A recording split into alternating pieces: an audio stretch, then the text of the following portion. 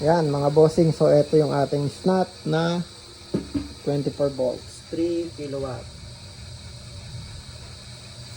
Okay guys, ayan snap 24 volt 3 kilowatt. So naka SRNE na ML468 4860. Okay, tapos ito siya, dito ka. Maximum 1600 watts.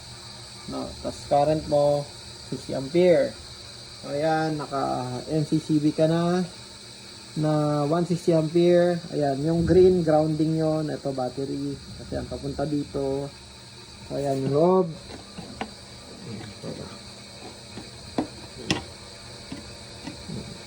Ayan. Ayan, nakikita nyo PEO na sa solar panel to. Dalawa, no? Surge protection. Tapos ito ay automatic transfer switch. Tapos ito ay AC SPD para sa AC in nitong ating inverter, no? Sa AC in yan. So ang breakers niya naman, ito pa, may additional breakers pa dito. Ito ay AC in at saka AC out, no? So nandito nakalagay yung sa battery, no? Ayan. Okay, so ito kasama niya snap na manual, saka yan apat na tornilyo. No, so, yun lang naman ang mga kasama niya. Tapos, ang ating gamit ay metal frame. Yan, nakatornilyo, bakal.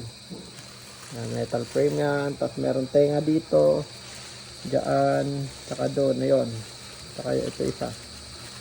Yan. So, meron din yan sa ilalim. Ayan. Tapos, yan. So, maraming kapitan. So, ito, kable niya, 35mm squared na yan. Ayan. 35mm squared, no? So, ayan. Tapos, yun, ito, may tenga pa siya isa dyan. So, ano pa ba? Ayun, no? Naka cable, ano na siya. So, ito, actually, kukunin na lang siya bukas, no? So, ito pala yung mga wires.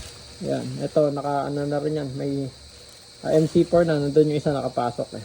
Kasi ito yung sa wire. Yung wire na kakabit sa bahay na mismo. So, ayan yung ating setup. Poging-pogi, no?